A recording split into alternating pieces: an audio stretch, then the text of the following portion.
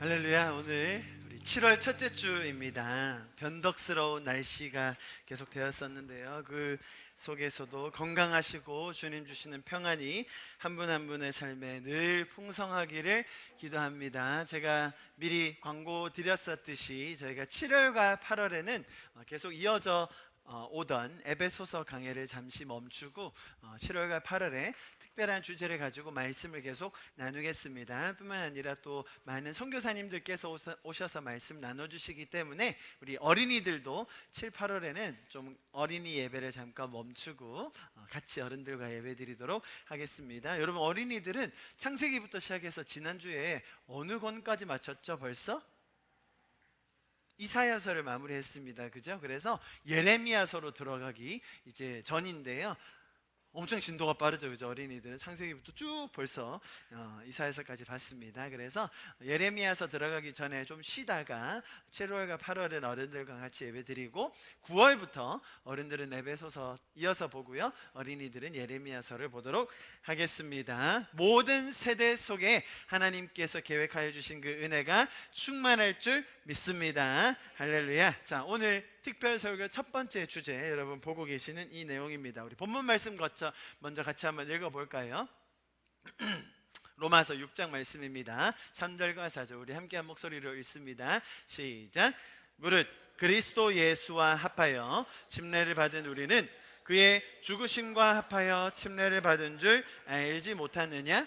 그러므로 우리가 그의 죽으심과 합하여 침례를 받음으로 그와 함께 장사되었나니 이는 아버지의 영광으로 말미암아 그리스도를 죽은 자 가운데서 살리심과 같이 우리로 또한 새 생명 가운데서 행하게 하려 함이라. 제가 영어로도 한번 읽어드릴 테니까요, 눈으로 한번 따라와 보십시오. Or don't you know that all of us who were baptized into Christ Jesus were baptized into His death? We were therefore buried with Him through baptism into death, in order that just as Jesus was raised from the dead through the glory of the Father, we too may live a new life. 영어가 익숙하지 않으신 분들도 있을 텐데요. 또 영어가 조금 읽어지시는 분들은 제가 읽어드릴 때 눈으로 쭉 따라오시면서 한글에서 이렇게 표현한 것을 영어로 혹은 다른 번역으로는 이런 식으로 말을 했구나라는 것을 여러분 좀 감을 가지시면서 보시면 엄청나게 도움이 될 것입니다. 자, 오늘 특별설교 첫 번째 주제, 제가 미리 광고를 드렸던 침례에 관련된 내용을 여러분에게 나누려고 합니다. 저희가 다다음 주죠, 7월 16일 날에 저희 6주년 기념하여서 침례식과 함께 집사 안수식을 할 텐데요. 그래서 오늘은 침례에 관련된 내용, 다소 신학적일 수도 있고 신학적일 수도 있고 좀 공부하는 내용일 수도 있는데, 그럼에도 불구하고 우리 가운데 너무나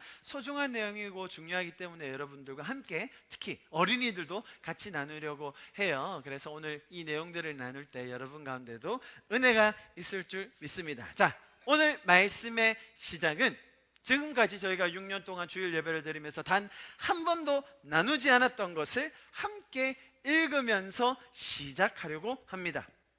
아마 다른 교회에 다니시다가 저희 교회 오신 분들도 있죠. 그런 분들은 옛 추억이 새록새록 살아나실 수도 있고요. 저희 교회에서 처음 신앙생활을 하셨거나 혹은 이 꼴통으로 불리는 침침하다고 여겨지는 침례교단에서만 침례교단 좀 침침하다고 얘기하더라고요. 침례교단에서만 신앙생활을 하셨던 분들에게는 다소 생소하실 수 있는 내용입니다. 이름하여 뭘까요? 사도신경. 들어는 보셨습니까? 사도신경? 아마 장로교단 배경에서 신앙생활을 해보셨던 분들은 너무너무 익숙하고 저희 교회에서 워낙 안 했기 때문에 새로운 추억이 생각나실 수도 있는데요. 이 글귀를 한번 같이 읽어볼 텐데, 그냥 단순히 읽지 마시고, 여러분, 이 사도신경의 내용은 누가 적었다고 알려져 있죠? 사도들의 신경이잖아요. Apostles' Creed 이거든요. 사도들이 12명의 사도가 12문장으로 한 문장씩 적어줬다고 사람들이 믿어왔걸랑요.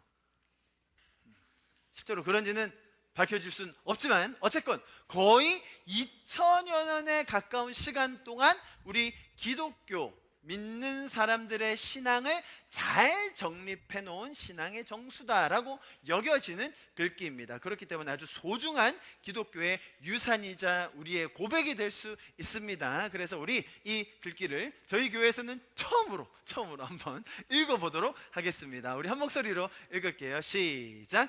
전능하사 천지를 만드신 하나님 아버지를 내가 믿사오며 그 외아들 우리 주 예수 그리스도를 믿사오니 이는 성령으로 잉태하사 동정녀 마리아에게 나시고 본디오 빌라도에게 고난을 받으사 십자가에 못 박혀 죽으시고 장사한 지 사흘 만에 하늘에 오르사 전능하신 하나님 우편에 앉아 계시다가 저리로서 산자와 죽은 자를 심판하러 오시리라. 성령을 믿사오며 거룩한 공예와 성도가 서로 교통하는 것과 죄를 사하여 주시는 것과 몸이 다시 사는 것과 영원히 사는 것을 믿사옵나이다. 아멘. 영어로도 제가 좀 적어놨는데 좀 길어서 여러분 각자 또 챙겨보시면 좋겠습니다. 자, 오늘은 다소 교리적인 혹은 우리에게 학문적으로 다가올 수 있는 부분들을 제가 잘 정리해서 여러분에게 말씀드릴 겁니다. 오히려 저는 어린이들이 훨씬 재밌게 들을 수 있다고 생각해요. 할렐루야. 자, 오늘 사도신경을 먼저 읽었습니다. 저는 개인적으로 성경을 배우고 또 연구하고 가르치는 사람으로서 성경에 나오는 인물 중에 좀 이분은 너무 억울하겠다라고 느껴지는 사람들이 종종 있습니다. 여러분 네이버나 혹은 또 구글에 검색을 하잖아요. 이렇게 쳐봤어요. 제가 의심 많은 이라고 쳤더니 연관 검색어로 뭐가 뜰까요? 도마가 떠요. 실제로 뜨더라. 의심 많은 했더니 자기들이 알아서 도마라고 띄워줘요. 여러분 도마가 의심을 몇 번 했죠? 만약에 의심을 많이 한 도마라고 하면 한 100번은 했어야 그 정도 불려줘도 기분이 나쁘지 않을 텐데 도마가 의심을 몇 번 했어요? 한 번 했어요. 한 번. 근데 한 번을 좀 진하게 했어. 주님께 옆구리 손 놓아봐야겠다, 만져봐야겠다, 안 그러면 나 안 믿을래. 그러니까 한 번 했는데 의심이 많았다. 사실 예수님 제자들 중에서도 다른 제자들 다 의심했거든요. 똑같이 다 의심했어요. 그런데 어쩌다 보니까 도마 형님께서는 의심이 많다고 그렇게 여겨져가지고 지금 하늘에서 가슴을 치면서 억울하다고 하고 계세요. 동일하게 제가 생각하는 아주 성경의 인물 중에 이분은 좀 굉장히 억울하시겠다라고 여겨지는 인물이 한 명 있는데 오늘 저희가 읽었던 사도신경에 나오는 인물 중에 한 명입니다. 누굴까요? 사도신경에 이름이 3명 나옵니다. 예수님 나오고 마리아는 나와요. 아니 뭐 이 정도 분들이야, 그죠? 예수님을 잉태하신 마리아, 동정녀 잉태라는 것을 중요하게 생각하니까 당연히 나올 수 있고 예수님 나오는데 빌라도는 어떻게 나오는지 아세요? 완전 때려 죽일 놈으로 나와요. 빌라도가 얼마나 잘못을 했길래 보십시오. 본디오 빌라도에게 예수님께서 고난을 받으셨어요. 이거 읽어보면 다른 뭐 로마 군사들 사실 유대교 지도자들이 훨씬 더 악랄했거든요. 그죠? 예수님이 죄 없는데 막 고발해가지고 신성 모독이라고 처음부터 몰아갔잖아요. 배신했던 제자도 있고 정말 많은 사람들이 있는데 모든 그 죄를 다 누가 뒤집었었어요? 사도신경만 본다면 빌라도가 십자가에 못 박혀 죽였다고. 영어로는 suffered under Pontius Pilate, was crucified, dead and buried. 예수님이 그렇게 됐다고 이야기했어요. 제가 최근에 이 빌라도 형님께 연락을 받았어요. 내가 너무 억울하다. 나의 이 분통함을 좀 부산 하나교회에서라도 좀 풀어달라고. 제가 말씀드리는 요지를 이해하실 겁니다. 그런데 어쩌다 보니 사도신경이라는 지난 2000여 년 동안 모든 성도들이 같이 외우고 고백했고 이것이 우리의 신앙의 기준이다라고 정해왔던 이 신조, 신경, creed가 본디오 빌라도를 얘기해 버려가지고 이 빌라도라는 한 인물이 얼마나 한이 맺혔을지 아마 지난 2000년 동안 가장 많이 회자되었던 이름 중에 한 명이 아닐까라고 생각을 해봅니다. 제가 사도신경에 대해서 조금은 유머러스하지만 뼈있는 말씀을 드렸습니다. 저희 부산 하나교회가 속해 있는 교단이 어딘지 아십니까 여러분? 자기 교회 성도들한테 자기 교단도 모른다고 생각하는 목회자가 있지 않겠죠, 저희는. 그런데 여러분, 침례교가 좀 이름이 여러 가지 있거든요. 두 가지가 정통 교단이고요. 나머지는 다 정통 교단으로 인정되지 않습니다. 기침, 따라해보세요. 기침. 기침. 기독교 한국침례회, 기침이라고 약자로 부릅니다. 그 다음에 성서침례회라는 것도 있어요. 이제 그거까지는 저희가 침례교 안에서 정통으로 인정하고요. 나머지 또 침례교 이름을 쓰는 곳들이 많아요. 자, 다 정통 교단으로 보지 않습니다. 오늘은 그 얘기 하려는 게 아니고, 자, 침례교단에서는 저희가 좀 전에 읽었던 이 사도신경을 의도적으로 예배 시간 중에 외우지 않습니다. 그래가지고 다른 분들이 얼마나 침례교단을 욕했는지 몰라요. 아니, 너희는 왜 굳이 해도 되는데 왜 안 하냐고. 그때 일부러 보니까 깜빡하고 안 하는 것도 아니고 왜 예배 때마다 안 하더만 너희. 자, 여기 장로교 배경을 가지신 분들은 잘 기억하시죠? 사도신경의 예배 중에 당연히 의무적으로 예배 시작 때나 혹은 내 신앙을 고백할 때 당연히 하는 것입니다. 그렇죠?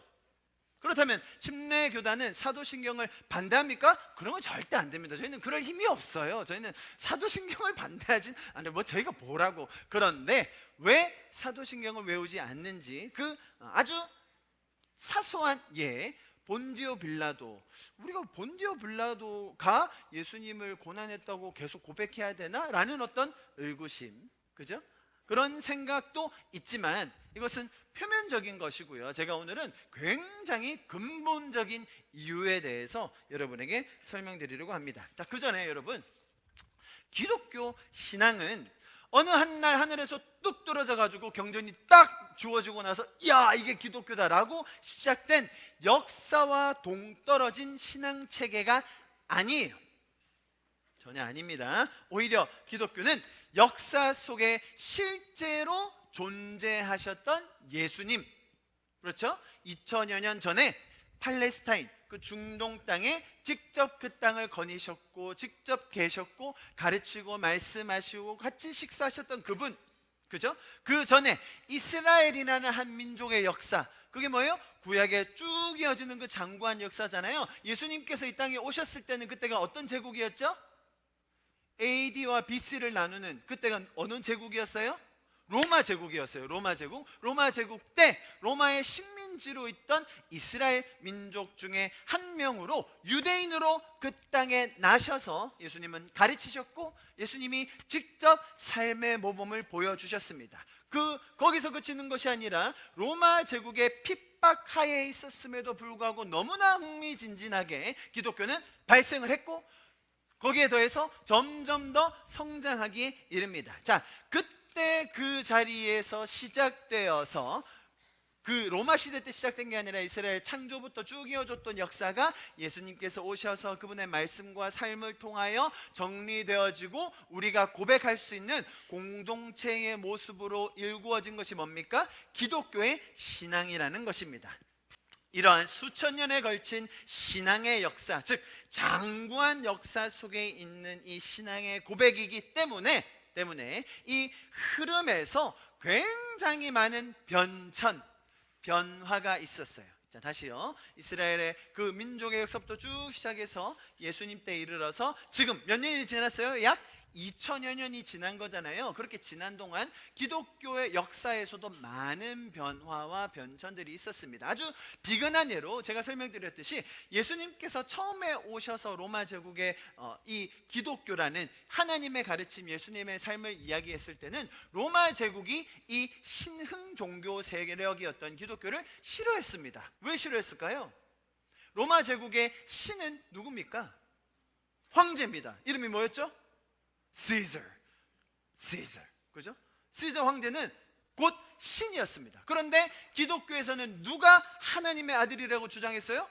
예수님이 자기가 이 신흥 종교 세력의 창시자로 불렸던 예수가 하나님의 아들 신이다라고 주장하는 거예요. 그러니 당연히 싫어할 수밖에 없었던 것이죠. 그래서 로마 제국은 급기야 기독교를 핍박하기에 이릅니다. 예수라는 그 기독교의 창시자를 십자가에 처형했을 뿐만 아니라 나중에 예수가 부활했다고 믿는 제자들까지 모두 다 핍박하기에 이릅니다. 자, 그런데 예수님의 부활을 목격했던, 직접 목격하고 경험했던 제자들은 그런 핍박에도 불구하고 본질을 지킨 채 복음을 계속해서 나눴어요. 그래서 로마 전역에 복음이 많이 전해지게 되었습니다. 자, 그리고 나서 예수님이 승천하신 지 약 300여 년 지나, 들어보세요, 313년쯤 돼서는 로마 제국이 더 이상 막을 수가 없는 거예요. 이제는 핍박에서는 이 사람들을 가둬놓을 수가 없는 거예요. 자, 그래서 그래 믿어. 내가 이제는 핍박 안 한다. 기독교도 오케이, 유대교 하나, 기독교 하나, 그렇게 해보자 라고 공인을 해줍니다. 그게 313년이에요. 자, 거기서 멈췄을까요? 기독교인들은 더 열심으로 본질을 지킨 채 계속해서 복음을 나눴습니다. 여러분, 로마 제국이었어요. 그냥 동네 마을 정도 수준이 아닙니다. 인류 역사상 가장 위대했다고 여겨지는 그 로마 제국에 380년이 되어서는 어떤 일이 일어나는 줄 아세요? 기독교가 로마 제국의 국교가 돼버려요. 할렐루야. 본질을 지켰던, 핍박 속에도 불구하고, 그런 온갖 시련과 고난과 핍박에도 불구하고 본질을 잊지 않았던 그 초대교회 성도들이 그렇게 복음을 전하였을 때에 로마 제국이 뒤바뀌는 역사가 일어난 거예요. 자, 예수님이 가신 지 약 400년밖에 지나지 않았습니다. 자, 처음에는 기독교가 어떤 모습이었다고요? 핍박받는 모습이었어요. 그런데 이제 어떻게 바뀌냐면, 이제 동네에서, 자, 우리 어린이들 이런 표현 알지 모르, 동네에서 방구 좀 뀌려면, 별로 안 웃네요. 동네에서 힘 자랑 좀 하고 권력 좀 가지려면 어디를 가야 된다고요? 교회를 갔어야 됐어요. 교회가 국교화가 되면서 이제는 교회가 권력의 중심지로 바뀌게 됩니다. 자, 예를 들어 핍박하는 시절에 있을 때 어떤 사람이 저 예수님을 믿겠습니다 라고 하면 사람들이 별로 의심하지를 않았어요.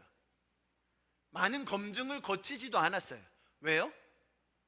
여기 와서 누릴 권력이 없었거든요. 핍박받았거든요. 잘못하면 죽을 수도 있었습니다. 그래서 예수님을 믿겠노라 라고 하면 그런 사람들이 왔을 때 환영해주고 복음의 자세한 것들을 가르쳐주고, 그때부터는 목숨을 함께하는 동지로 생각했어요.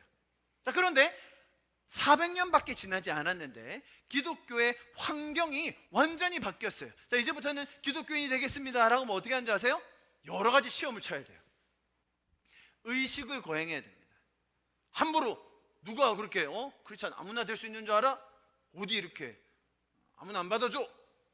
특정 마을에서 태어나, 특정 가문에서 태어나, 특정 의식을 하는 사람들이 기독교인이 되었던 것이죠. 자, 여러분, 지금 제가 설명드린 게 어떤 것이냐면 기독교의 본질은 그대로 있어요. 본질이 뭡니까? 예수님의 삶과 그분의 가르침, 구원에 대한 복음, 이런 것들이겠죠. 본질은 변하지 않았는데 상황이 여러분 180도 바뀌었어요.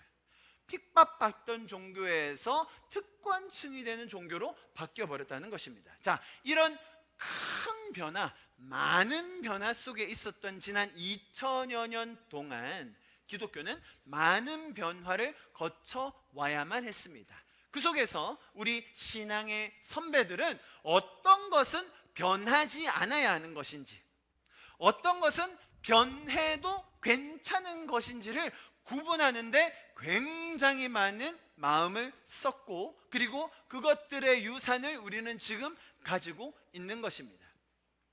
이해하시겠죠? 옛날에 목사님이 앞에서 설교할 때 이렇게 옷 입고 설교하면 됐습니까? 안 됐습니까? 절대 안 되죠. 신발도 벗고 해야 됩니다. 신발도 벗고. 제가 우리 어린이들 날 때 그 교회에서 신발 신고 저는 올라갔는데 본당에, 강대상에 갑자기 사찰 집사님이 나타나서 저를 딱 때리더라고요. 너무 잤어. 신발 신고 올라가다가. 몰랐죠, 저는 신발 벗고 간지. 신발 벗으니까 시원하네요. 벗고.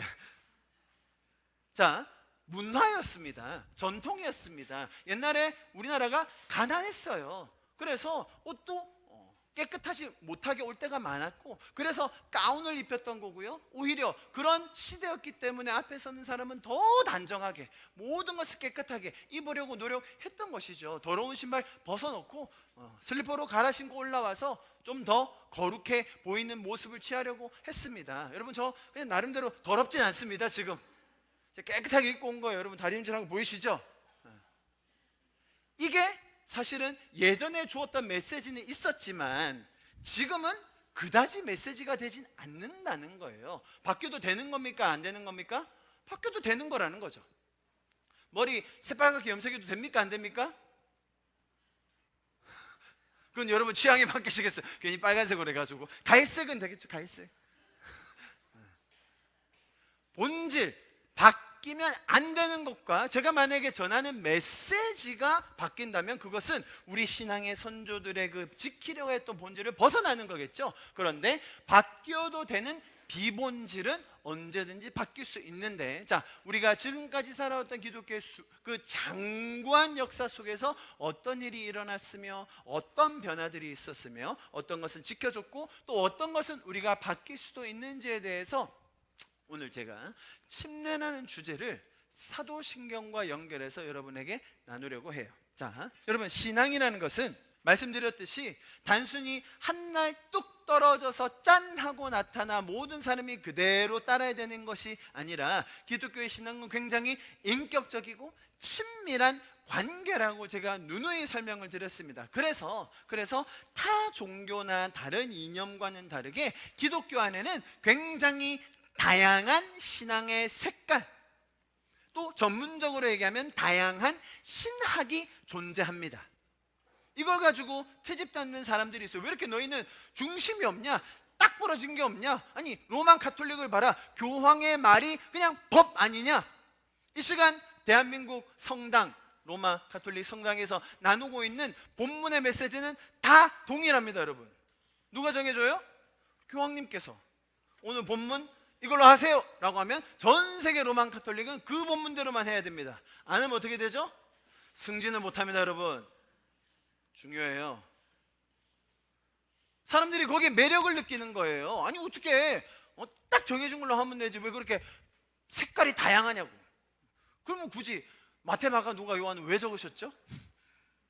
그렇죠? 똑같은 장면을 다른 제자들이, 다른 배경을 가지고 다른 경험을 가졌던 제자들이 다양하게 적으신 이유가 있다고 믿습니다. 자, 그런 것처럼 심지어 우리가 지금 믿고 있는 이 기독교, 천주교를 제외한 개신교라고 부르죠. 이 안에서도 다양한 색깔이 존재하는데 오늘은 제가 아주 크게 두 가지 부류로 나누어서 여러분에게 설명드리려고 합니다. 자, 조금 용어 자체가 생소할 수도 있지만 여러분에게 먼저 설명을 드리면서 나누고 싶습니다. 이것은 비단 특정 교단을 나타내서 설명하는 것은 아닙니다.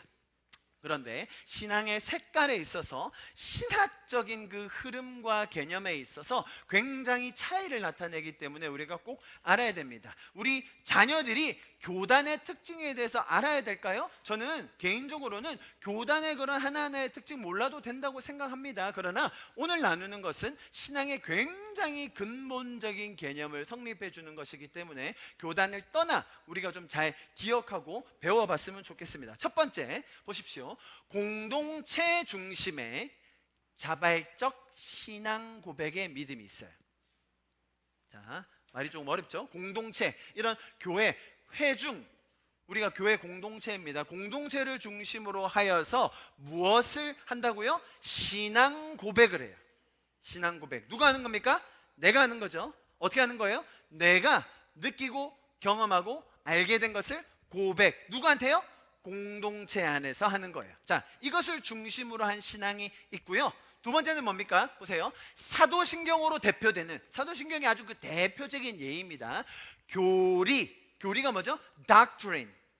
그러니까 우리 믿는 믿음 안에서 지켜져야 되는 그 원리들을 정리해 놓은 것이 교리이죠. 교리. 그리고 신조, 아까 읽었던 사도신경이 대표적인 예입니다. 우리는 이렇게 고백합니다 라고 정해 놓은 그 글귀들을 말하는 거예요. 니케아 신조, 사도신경, 이런 것들이 있습니다. 자, 그래서 이 두 개 차이를 아시겠죠? 한쪽은 공동체를 중심으로 내가 자발적으로 스스로 하는 고백을 중심에 둔다면, 이쪽은 정해져 있는 글귀, 누군가 대표적으로 만들어 놓은 교리나 신조를 중심으로 신앙을 하는 쪽을 말합니다. 자, 이 둘의 차이를 한번 보겠습니다. 보십시오. 저희가 침례를 받으려고 하는데요, 침례식을 거행하려고 합니다. 아마 장로교에 계셨던 분들이나 혹은 그런 관련된 교단에 계셨던 분들은 세례를 받을 때 반드시 이걸 하실 겁니다. 교리문답. 이걸 안 하고서는 세례를 주지 않습니다. 자, 교리문답이라 하면 뭐냐 하면 말 그대로 교리, 위에 나와있죠. 교리. 그러니까 우리가 믿는 원리에 대해서 정리해 놓은 것을 가지고 학습을 시켜요. 그죠? 몇 주 전에, 침례받기 몇 주 전부터 공부를 해야 됩니다. 그래서 그것을 잘 배우고 나서 어떻게 대답해야 되는지, 무엇을 말해야 되는지를 배우고 그것을 통과해야 세례받을 수 있어요. 그렇죠? 그것이 세례받는 절차입니다. 자, 여러분, 이 중에서도 이제 침례 받으시는 분들이 계신데 제가 교리문답하지 않았습니다. 그죠? 그런데 우리는 뭘 하느냐? 고백을 해요. 고백. 위에서 말씀드린 신앙 고백입니다. 우리가 흔히 이해할 수 있는 말로 하면 간증이에요. 간증. 저는 하나님을 만나서 이렇게 변했습니다. 내가 예수님을 알기 전 이런 모습이었는데 주님께서 저를 먼저 찾아와 주셨고 주님께서 저를 만나 주셨고 저는 이렇게 변화되었습니다. 예수님은 저의 삶에 이러이러한 분이십니다 라고 내가 신앙의 고백을 드리게 합니다. 그래서 이제 여러분 나중에 2주 뒤에 침례식 할 때 어떻게 할 거냐면 제가 물속에 들어가시기 전에 이렇게 부탁할 겁니다. 신앙 고백 해주세요. 그러면 여러분이 느끼는 하나님, 여러분이 믿고 있는 예수님에 대해서 고백해 주시면 됩니다. 주님은 제 삶의 주인이십니다. 지금까지 제 삶을 인도해 주신 주님 감사하고 찬양합니다. 주님을 따르겠습니다. 그러면 제가 성부와 성자와 성령의 이름으로 침례를 드립니다 라고 하고 물속에 들어갔다 나오는 거예요. 교리문답에서는 그렇게 하지 않습니다. 이미 시험에 통과한 사람들에게 세례를 베풉니다. 그래서 어떻게 하죠? 내가 너희에게 성부와 성자와 성령의 이름으로 세례를 베푸노라. 왜? 이미 통과한 사람이니까요. 그래서 양쪽의 반응이 확연히 다릅니다. 베푸노라 하고 이렇게 물을 척 적시면 그때 잔잔하게 아주 엄숙하게 하고요. 이쪽에서는 신앙 고백하고 물속에 첨벙 들어갔다 나면 다 같이 야! 왜?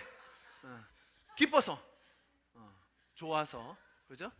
하나님께 감사하는 그런 기쁨의 표현을 하는 것이죠. 그래서 고백 쪽은 시험을 통과하는 의식이 아닙니다. 반대로 교리문답은 굉장히 중요한 학습을 해야 되는 것이죠. 자, 여러분 여기에 분명히 장단점이 있어요. 여러분이 그것들을 잘 생각해 보셔야 됩니다. 자, 고백은 처음에 틀린 고백을 할 수 있습니까? 없습니까? 너무 많이 있어요. 처음에 고백할 때 내가 하나님에 대해서 다 알지 못하고 고백할 수 있거든요. 분명히 틀릴 수도 있어요. 맞을 수도 있고 틀릴 수도 있어요. 지금 침례를 주고 신앙생활하는데 괜히 틀리게 얘기했다가 어떻게 하냐고.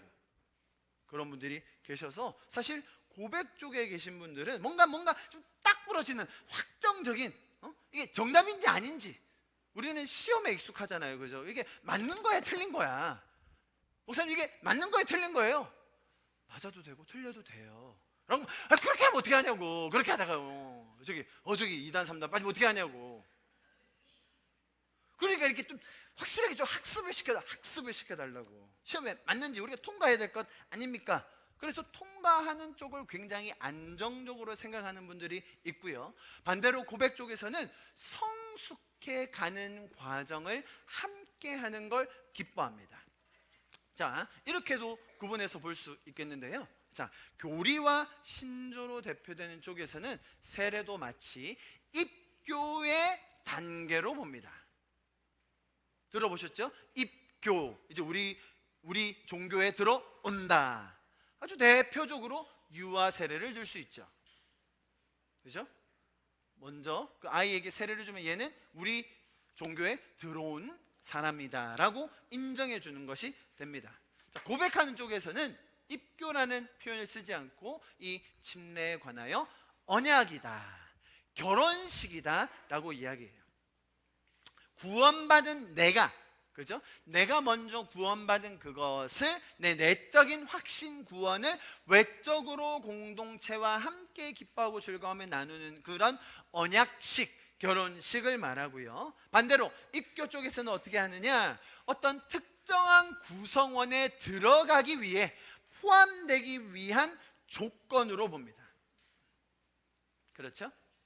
자, 이 차이를 좀 이해하셨으면 좋겠습니다. 그렇다고 완전히 다 다른 것만 있지는 않습니다. 공통적으로 볼 수 있는 부분도 있는데요. 다 이 신조, 교리마저도 사실은 신앙이 연약한 혹은 이런 것에 대해서 제대로 표현할 수 없는 그런 한계를 가진 분들을 도와드리기 위해서 시작된 것입니다.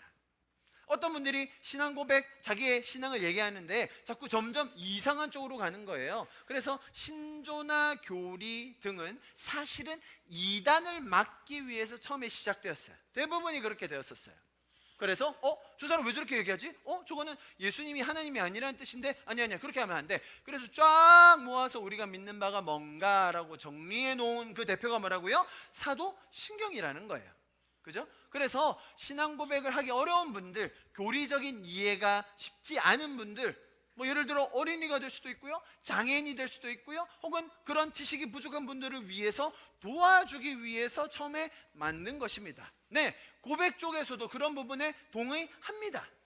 여러분 기억하시죠? 몇 주 전에 제가 최하늘 군에게 구원에 대해서 물었지 않습니까? 만약에 제가 하늘에게 딱 갑자기 자기의 신앙을 고백해보세요라고 얘기했다면 쉽지 않았을 거예요. 그런데 제가 잘 준비해 놓은 질문을 가지고 하늘이가 믿는지 안 믿는지를 물어봤잖아요. 자, 그렇게 어린이들을 도와줄 수 있죠.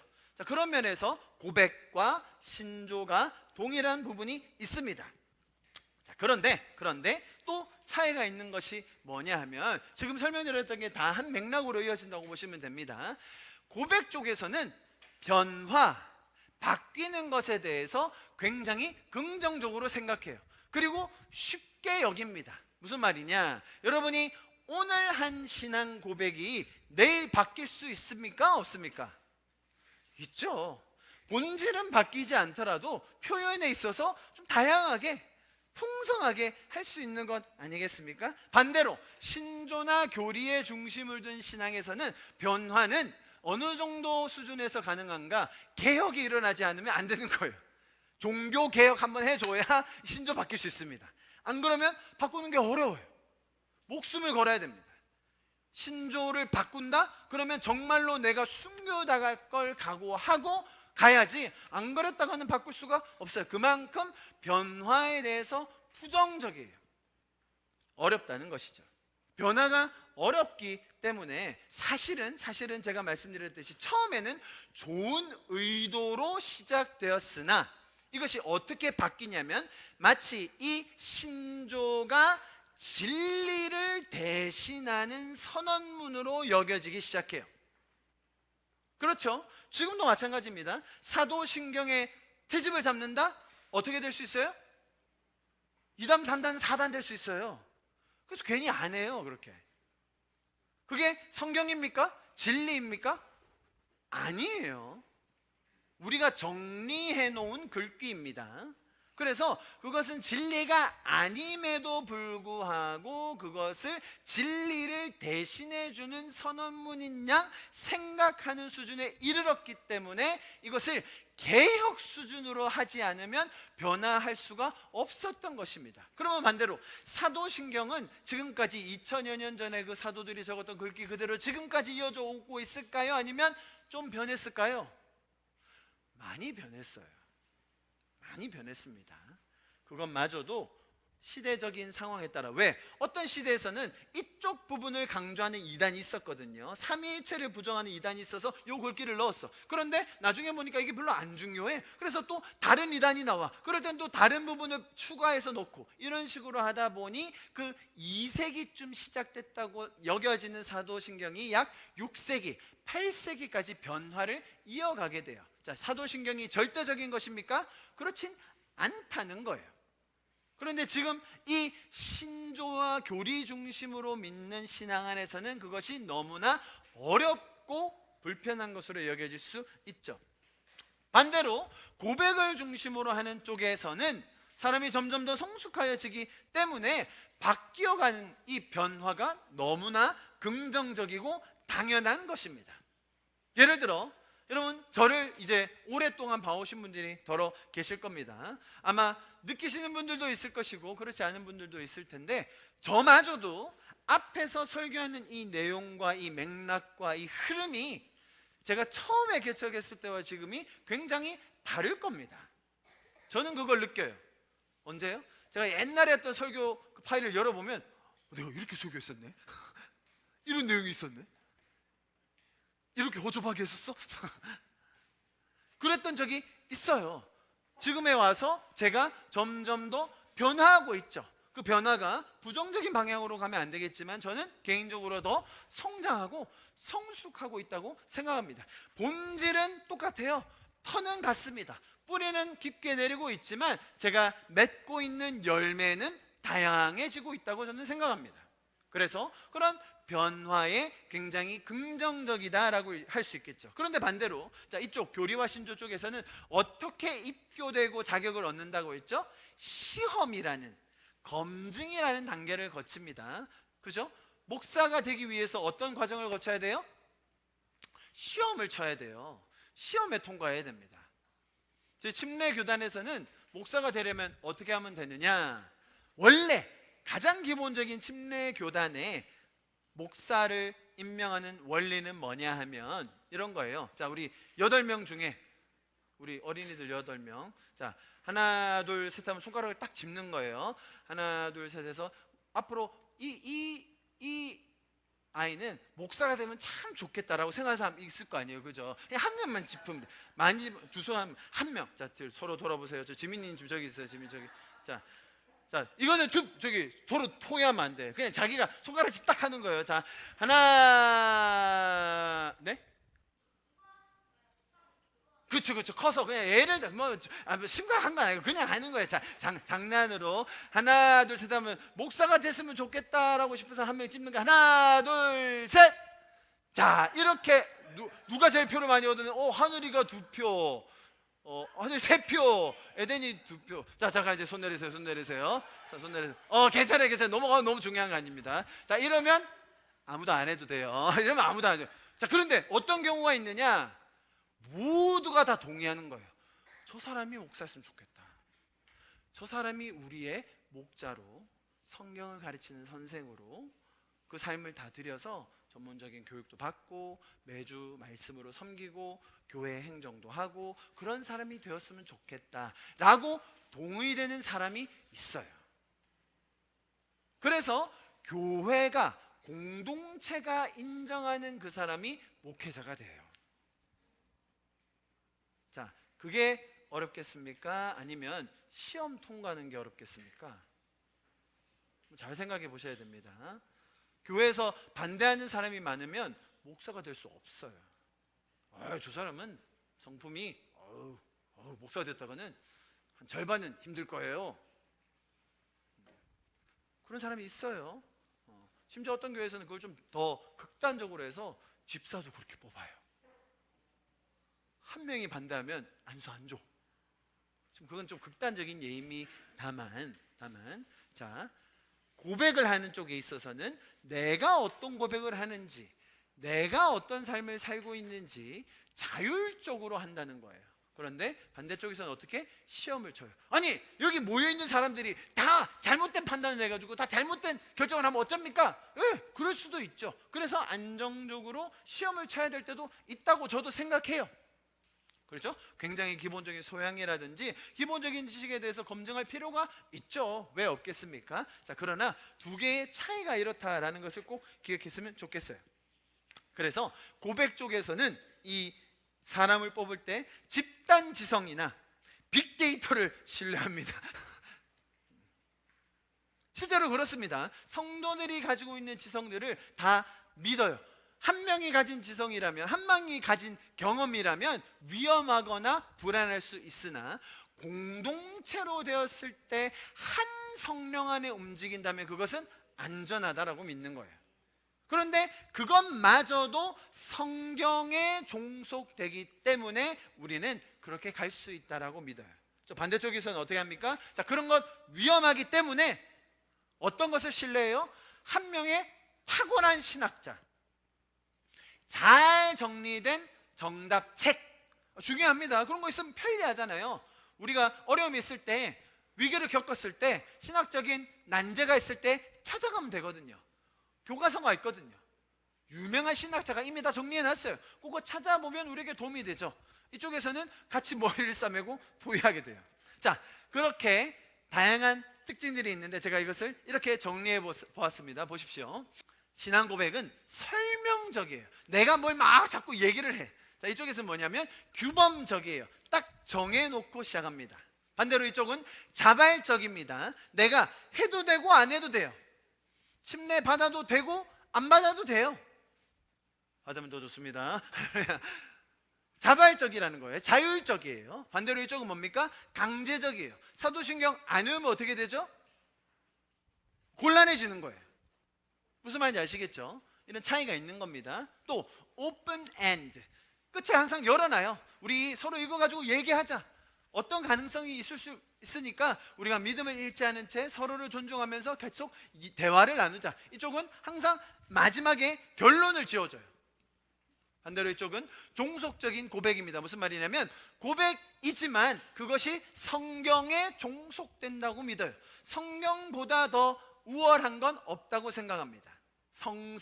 성서주의이죠. 반대로 이쪽은 우월한데 어떤 게 더 우월해질 수 있느냐? 자칫 잘못하면 신조가 성경만큼의 권위를 가지게 됩니다.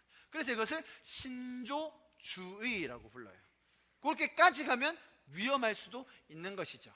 개인적입니다. 신앙 고백은 사람마다 다 다른 거예요. 어떤 고백을 할지 내가 경험한 하나님이 다르기 때문에 그때마다 하나님이 주신 은혜가 다르기 때문에 고백이 항상 개인적일 수밖에 없고요. 이쪽은 획일적으로 그렇게 중구난방으로 하면 안 된다, 딱 정리해야 된다라고 이야기합니다. 말씀드렸듯이 그래서 이쪽은 고백적이고요, 이쪽은 학습적입니다. 자, 이 부분이 재밌는데요. 보세요. 신앙 고백 쪽의 믿음은 선체험 후 설명이에요. 하나님을 체험하는 거예요. 하나님에 대한 이야기, 예수님의 가르침을 들어요. 내가 사람들에게 이야기를 듣습니다. 가르침을 받습니다. 그러면 내가 경험을 해요. 그리고 내가 설명을 해요. 그래서 그 믿어가는 과정을 굉장히 중요시 합니다. 반대로는 어떻게 하냐면 먼저 설명을 해줘. 야, 신앙은 요거야, 요 틀이야. 너 잘 체험해라. 바깥쪽에 체험하면 큰일 난다. 아주 비근한 예로 은사를 예를 든다면 선체험을 중요할 수 있는 쪽에서 예를 들어 방언을 경험했어요. 방언의 은사를 받았습니다. 그 다음에 그거 가지고 얘기할 수 있죠. 어떤 공동체는 방언에 대해서 아직은 열려있지 않은 공동체도 있을 겁니다. 어떤 공동체는 방언이 자연스러운 공동체도 있을 거예요. 그런데 어떻게 체험을 해버렸네? 자, 그럼 어떻게 하면 돼요? 대화를 나누면 돼요. 이게 성경적으로 어떤 의미지? 우리 공동체에는 어떤 의미지? 이 사람의 신앙에는 어떤 의미일까? 충분히 대화해 볼 수 있어요. 자, 반대로 선설명 후체험인 쪽에서는 예를 들어 선설명이 방언을 인정하는 거였으면 방언을 하면 어떻게 돼요? 축하받죠. 아유, 잘했어. 역시 너는 이제 우리 들어올 자격이 있다고. 대한민국의 한 교단에서 방언 못 받으면 목회자 안수 못 받는 교단도 있어요. 실제로 있습니다. 또 어떤 교단에서는 선설명에 방언은 금지, 방언은 없어. 그런데 방언은 받았네? 그럼 어떻게 해야 돼요? 조용히 나가셔야 돼요. 그래서 신앙생활 못해요. 실제로 그렇습니다. 자, 두 가지의 차이를 아시겠죠? 분명히 장단점이 있어요. 자, 선신앙 후 침례입니다. 무슨 말이냐면 신앙이 있는 믿는 자들에게 침례를 주는 거예요. 내가 경험한 하나님, 내가 이미 받은 구원에 대한 고백으로 침례를 주는 겁니다. 반대는 뭡니까? 선침례. 일단 먼저 침례 받아. 그리고 나서 네가 믿음이 생길 거야. 마치 할례와도 같은 의미죠. 그 대표적인 예가 유아 세례입니다. 왜? 네가 믿는 가정에 태어났으니 믿음의 조상 아브라함의 가정처럼 먼저 세례 받아놔. 그러면 나중에 믿음 생기지. 그러면 천국 가지 라고 할 수 있다는 거예요. 그래서 침례라는 것을 이야기할 때 이 고백 쪽에서는 결혼식이다. 결혼을 하려면 어떻게 됩니까, 여러분? 우리 현지자매, 결혼할 사람을 좀 알고 결혼해야겠죠? 생판 모르는 사람하고 결혼하면 안 되잖아요. 충분히 알고. 자, 그런데 결혼할 때 그 사람에 대해서 다 알아요? 네가 어떻게 알아? 결혼도 안 해봤으면서. 그 정도는 알아요. 결혼하지만 내가 이 사람에 대해서 충분히 알아봤지만 결혼하고도 완전히 다른 세계가 또 열릴 거라는 건 알아요. 그럼에도 불구하고 내가 검은 머리 팥불이 될 때까지 어떤 시련과 고난과 역경이 있다 하더라도 나는 이 사람과 함께 하겠습니다 라는 언약을 하는 것이 결혼식이죠. 침례의 의미가 그런 거라는 거예요. 이쪽 고백 쪽에서는. 반대로 이쪽은 뭡니까? 출생신고를 해야 돼요. 출생신고. 저는 이 교회에서 태어난 자녀입니다. 그래, 세례 받아라. 똥. 혹은 조금 더 지나치면 어떤 국가에서 태어나 너는 이 국가에서 태어났기 때문에 이 마을에서 태어났기 때문에 너는 루터교야. 알겠지? 평생 루터교인이야. 그리고 그게 생각보다 오랜 시간 동안 지속되었었어요. 얼마 동안? 1000년 동안. 중세 1000년 동안은 내가 태어난 곳의 마을의 신앙이 곧 나의 평생의 신앙이었어요.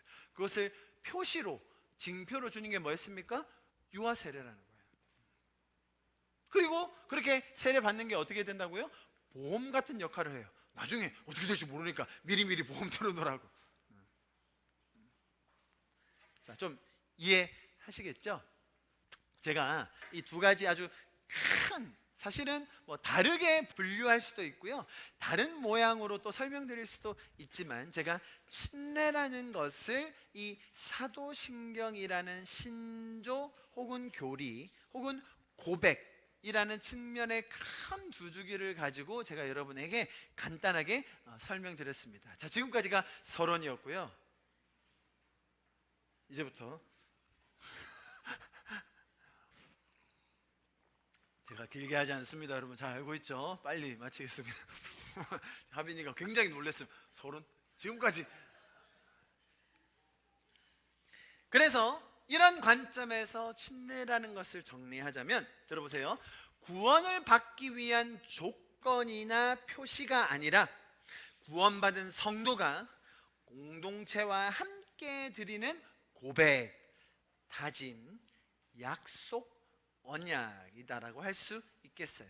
내가 외적으로 가진 신앙과 구원에 대한 확신을 외적으로 함께 기뻐하는 결혼식이다라고 할 수 있겠죠. 자, 그러면 왜 굳이 물에 들어가야 하느냐? 자, 성경 말씀 몇 가지만 같이 읽어봅니다. 로마서 6장. 우리 아까 읽었던 말씀인데요, 제가 읽을게요. 물은 그리스도 예수와 합하여 침례를 받은 우리는 그의 죽으심과 합하여 침례를 받은 줄 알지 못하느냐?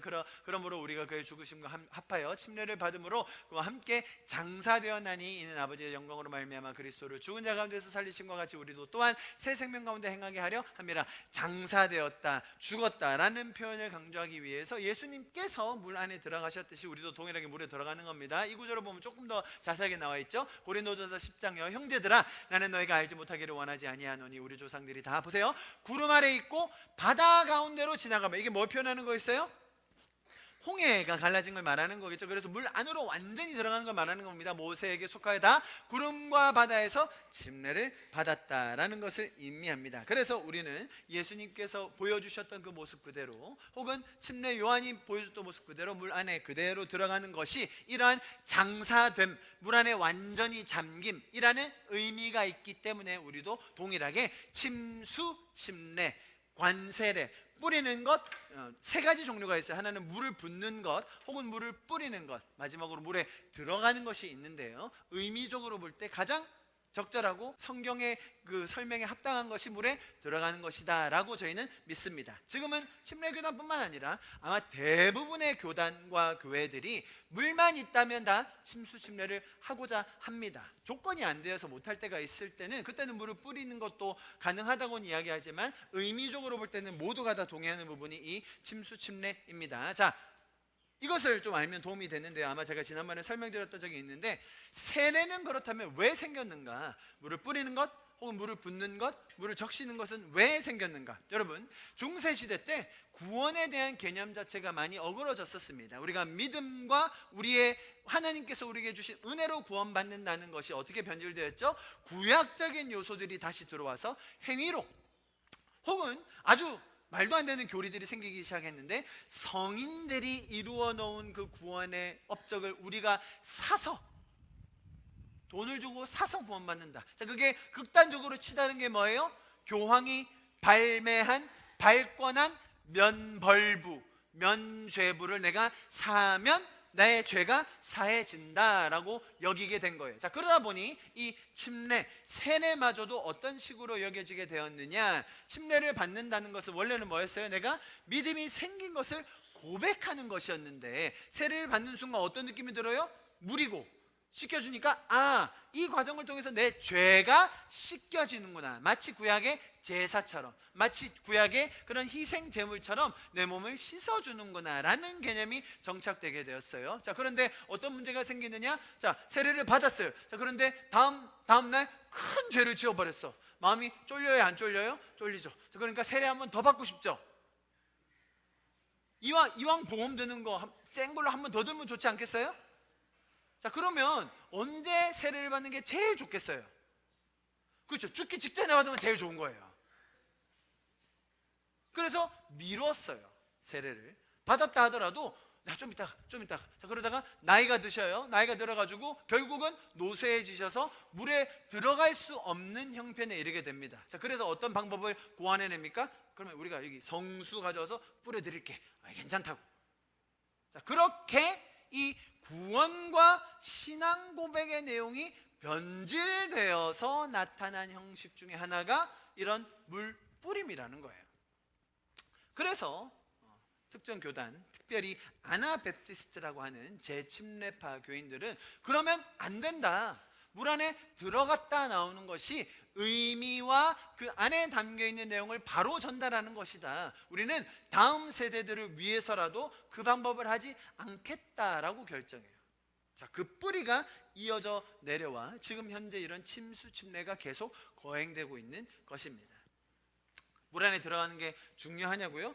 중요하다고 할 수 있는 것이죠. 그래서 종교개혁 때 마틴 루터를 중심으로 하여 이것은 잘못됐다라고 하면서 개혁이 일어났던 것이고요. 자, 마지막으로 이 구절만 한번 보겠습니다. 고린도전서 12장 12절과 13절 우리 같이 한번 읽어볼까요? 시작.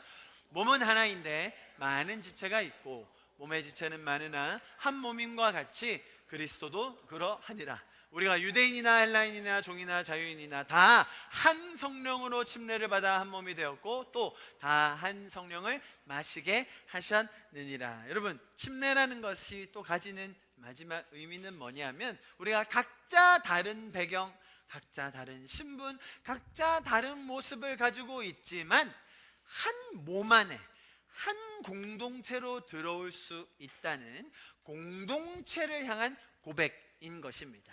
달리 말하면 내가 이 침례받는 공동체의 일원으로 한 가족으로 함께 가기를 원합니다 라는 그런 믿음의 고백이 되는 것이죠.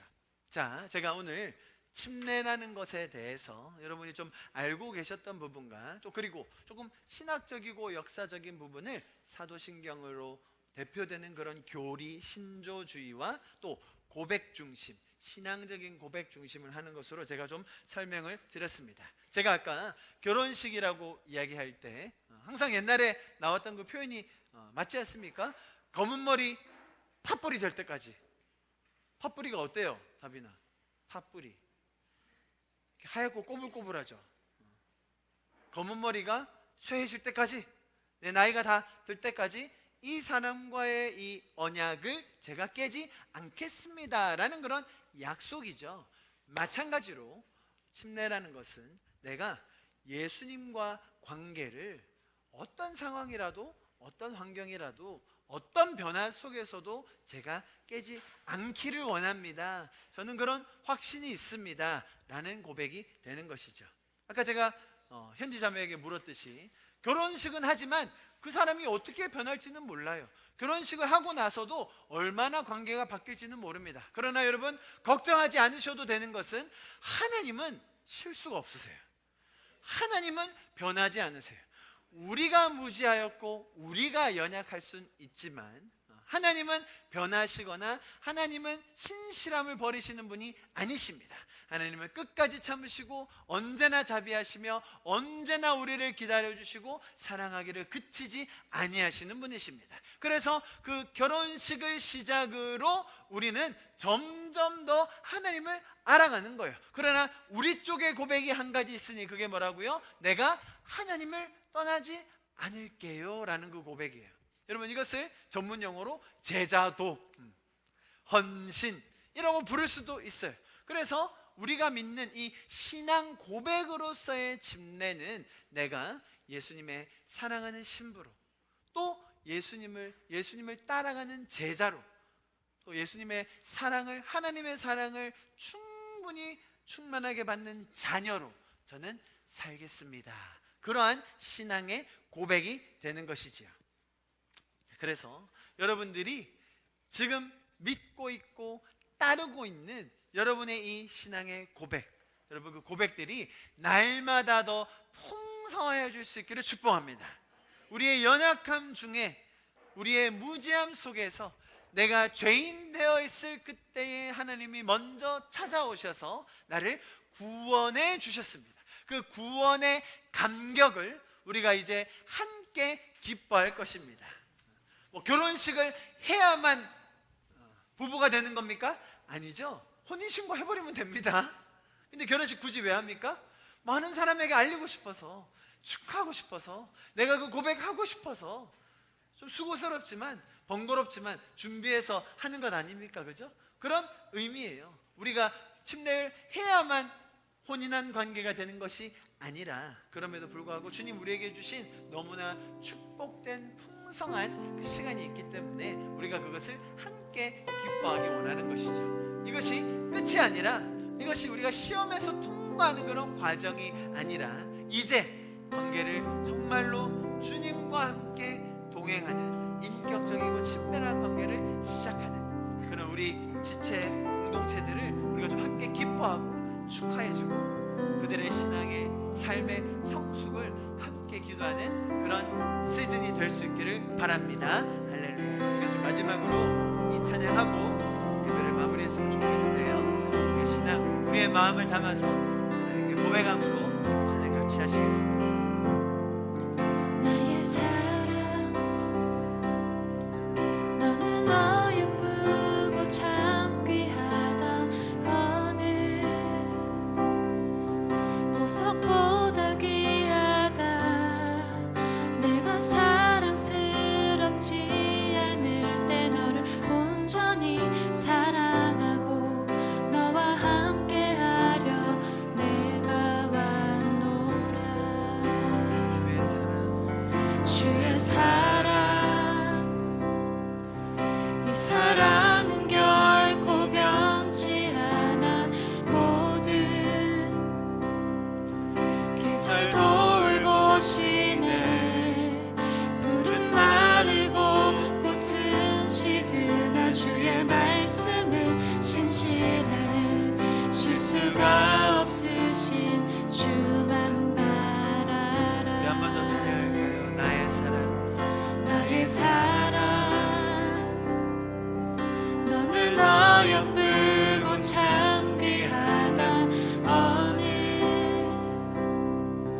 보석보다 귀하다. 내가 사랑스럽지 않을 때 너를 온전히 사랑하고 너와 함께하려 내가 왔노라. 주의 사랑, 주의 사랑, 이 사랑은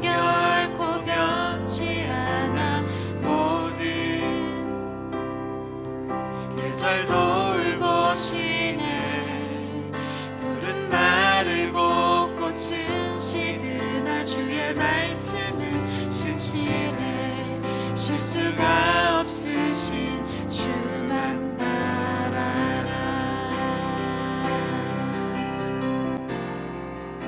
주님의 나라와 뜻이 나의 삶 속에 임하시며 주님 알기를 주만 보기를 소망해.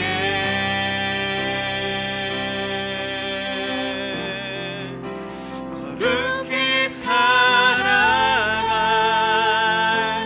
힘과 두려움 없는 믿음 주신 나의 하나님 완전한 사랑 찬양해. 주님의 나라와 주님의 나라와 뜻이 나의 삶 속에 임하시며 주님 알기를 주만 보기를 소망해.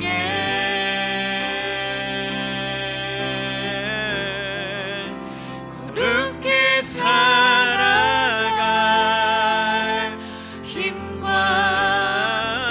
두려움 없는 믿음 주신 나의 하나님 완전한 사랑 찬양해.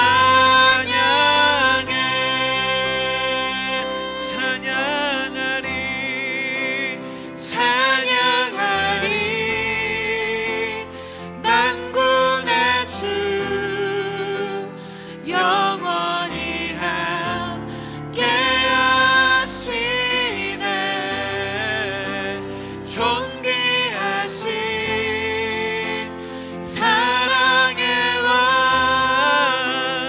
영원히 통치하시네. 찬양하리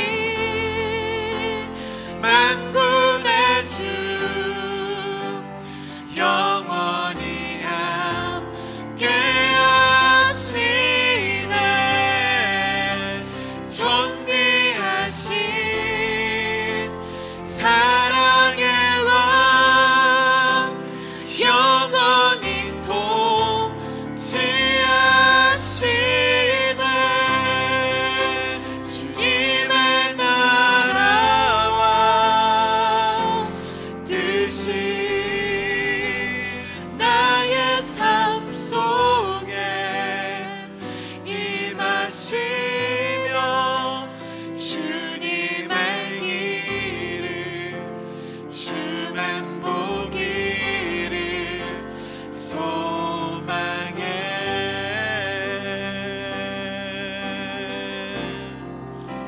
거룩히 살아갈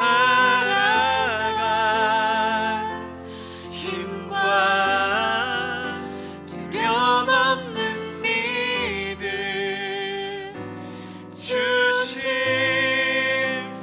나의 하나님 완전한 사랑 찬양해.